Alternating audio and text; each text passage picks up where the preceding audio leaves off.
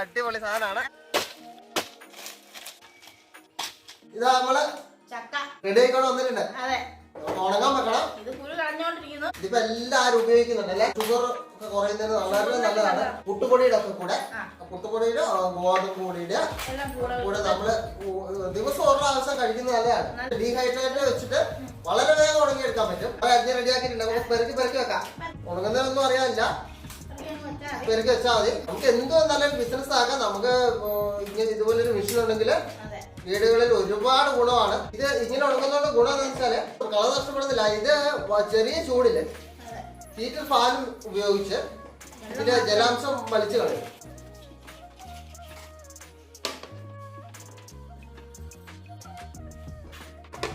എല്ലാ തട്ടിലും നമ്മൾ വെച്ചിട്ടുണ്ട്.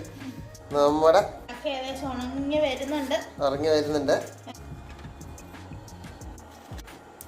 കുറച്ചും കൂടെ ആവാനുണ്ട്. ഒരു 6-6.5 മണിക്കൂർ ആയിട്ടുണ്ട്. ഒരു 2 മണിക്കൂറും കൂടി ഇരിക്കേണ്ടി വരും. നല്ല പൊരി ആയിട്ടുണ്ട് അല്ലേ.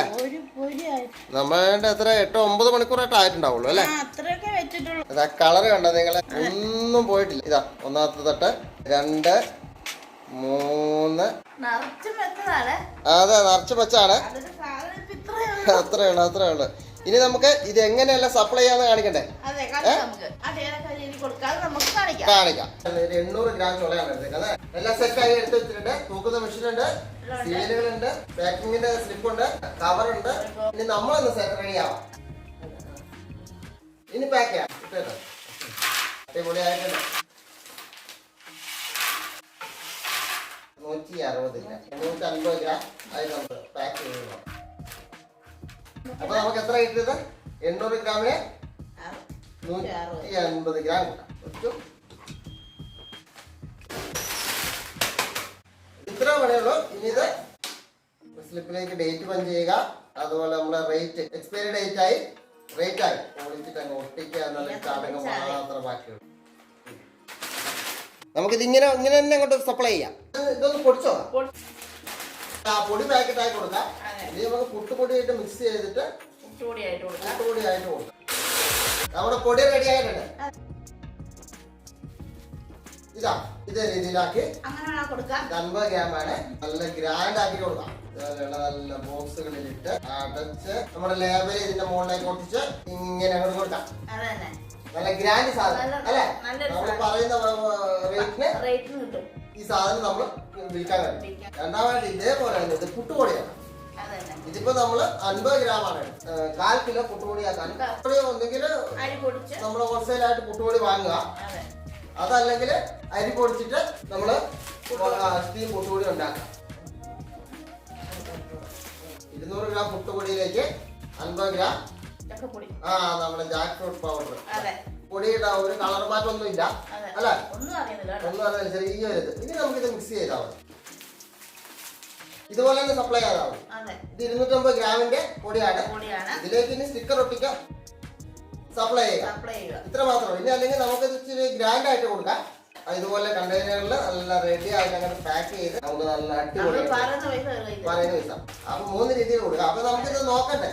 നിങ്ങള് പറഞ്ഞു ഇതുപോലെ കൊടുക്കാന്ന് പറഞ്ഞു. പരീക്ഷണം നോക്കട്ടെ. നമ്മളൊരു പ്രൊഡക്റ്റ് ഉണ്ടായി കഴിഞ്ഞാൽ നമ്മൾ അതിന്റെ എല്ലാ രീതിയും നിങ്ങൾ കാണിക്കുന്നുണ്ട്. ഇത് നമ്മള് ചക്ക സാധാരണ നമ്മൾ ഉപയോഗിക്കുന്ന പോലെ ഉപയോഗിക്കുന്നു. അതെങ്ങനെയാണെന്ന് കാണിച്ചു തരുന്നു. അതുപോലെ പുട്ടുണ്ടാക്കും. ഓക്കെ. ഇത് നമ്മളിത് വെള്ളത്തിൽ ഇടാൻ പോവാണ്. വെള്ളം ഒഴിക്കുക അതിലേക്ക്. ഇതെങ്ങനെയാണ് നമ്മൾ പുഴുക്കുന്നതെന്ന് വെച്ച് കഴിഞ്ഞാൽ ഇത് 10 മിനിറ്റ് വെള്ളത്തിൽ ഇട്ട് കഴിഞ്ഞാൽ നമ്മൾ ഫ്രഷ് ആയി ഒരു 90% ഫ്രഷ് ആയിട്ട് വരും. എന്നിട്ട് നമുക്ക് സാധാരണ എങ്ങനെയാണ് പുഴുക്കുന്നത് അതുപോലെ വെള്ളത്തിലിട്ടോ പുട്ടുണ്ടാക്കുന്നു. സാധാ പുട്ട് കുഴക്കുന്നവരെന്നെ കുഴച്ചിട്ട് ശകലം തേങ്ങായും കൂട്ടി പുട്ടിന്റെ പരുവായി ഇത് കണ്ട പരുവ. എന്നിട്ട് നമ്മൾ കുറച്ച് തേങ്ങായും നല്ല ലാവി വരുന്നുണ്ട്. നമുക്ക് പുട്ടെടുക്കാം. ഇതാ പുട്ട് റെഡി. നമുക്ക് കഴിക്കാം. നല്ല ഫ്രഷ് ആയിട്ടുണ്ട്. വെള്ളത്തിൽ ഇട്ട് കഴിഞ്ഞാൽ ഒരു 10 മിനിറ്റ് കൊണ്ട് നല്ല ഫ്രഷ് ചക്കവരന്നെ ആയി. നമുക്ക് ഈ വെളുത്തുള്ളി ഇട്ട് കൊടുക്കാം, മുളക്, കരിയാപ്പില. ഇപ്പൊ നമുക്ക് ഈ തേങ്ങയും കൂടെ ഇട്ട് കൊടുക്കാം. നമുക്ക് പിഴിഞ്ഞിടാം. മൂടി വെക്കാം അല്ലേ. റെഡി ആയിട്ടുണ്ട് ചക്കപ്പുട്ടും ചക്ക വേവിച്ചത്.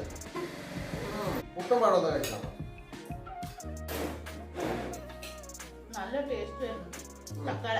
വീട്ടിലുണ്ടെങ്കിൽ വീട്ടിലുണ്ടാക്കാം, അല്ലെങ്കിൽ ചെറിയൊരു ബിസിനസ് ആയിട്ട് ഇങ്ങനെ ഉണങ്ങി നമുക്ക് തന്നെ ഉപയോഗിക്കാമല്ലോ. ചെറിയൊരു ബിസിനസ് ആയിട്ട് തുടങ്ങാം. അപ്പൊ ഇതുപോലുള്ള വീഡിയോ ആയിട്ട് നമ്മൾ ഇനി ഉണ്ടാവും. വരുന്നതായിരിക്കും. ലൈക്ക് ചെയ്യുക, ചാനൽ ലൈക്ക് ചെയ്യുക, സബ്സ്ക്രൈബ് ചെയ്യുക, ഷെയർ ചെയ്യുക. ഓക്കെ.